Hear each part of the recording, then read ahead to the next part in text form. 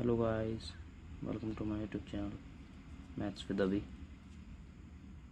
चलिए शुरू करते हैं जहाँ से हमने ख़त्म किया था। एक सीरीज़ दी हुई है हमें x+2 5 8 11 14 17 का एवरेज हमें 12.5 दिया हुआ। तो इसका हमें प्रथम 3 प्रेक्षणों का एवरेज बताना है। तो हम बाय पेयर करेंगे, पीछे से 3 और आगे से 3। उसके बाद इवन सीरीज़ है तो 8 और 11 के बीच में कहीं पे एवरेज आएगा।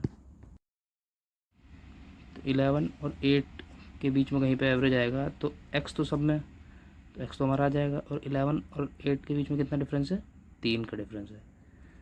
तो या तो फिर आप बड़े वाले में से 3 का आधा घटा दो, या फिर आप छोटे वाले में 3 का आधा जोड़ दो, क्योंकि एवरेज छोटे वाले के बीच में और बड़े वाले से कम होता है, छोटे वाले से आगे और बड़े वाले से कम होता है। तो 3 का आधा कितना हो गया? 1.5। तो 1.5 इसमें जोड़ेंगे तो x प्लस 1.5 कितना हो जाएगा? 9.5। तो 8 और 11 के बीच में कितना आ गया? 9.5।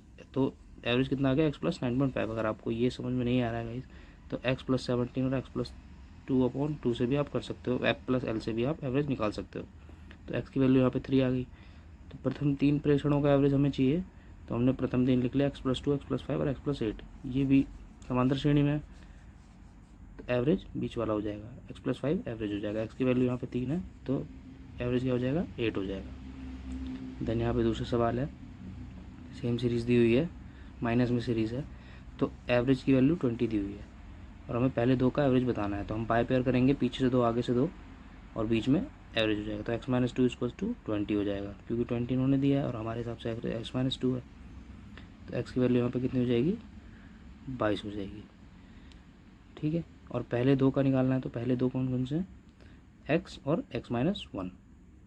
इन दोनों को लिख लेते हैं। तो x की वैल्यू कितनी होगी? 22 और x-1 21। तो 22 और 21 के बीच में क्या आता है? 21.5। या फिर आप f प्लस l से भी कर सकते हो, 22 + 21/2। तो गाइज़ ये तरीका आपको कैसा लगा आप कमेंट में ज़रूर बताएं। ये तरीका गाइज़ आपको सीखना ही पड़ेगा।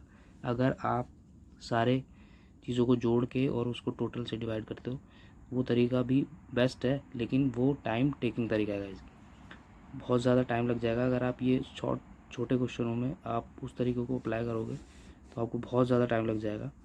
और ये बैकग्राउंड नॉइज़ को आप गाइज़ बिल्कुल स्किप कर दीजिए। बैकग्राउंड पे आप बिल्कुल ध्यान मत दीजिए। मेरी वॉइस क्लियर आ रही है, आप उसको देखिए। और जो कंटेंट है, आप कंटेंट को फेवर करिए। जो कंटेंट आपको डिलीवर हो रहा है, नंबर 1 कंटेंट है। To be continue guys. जय हिंद।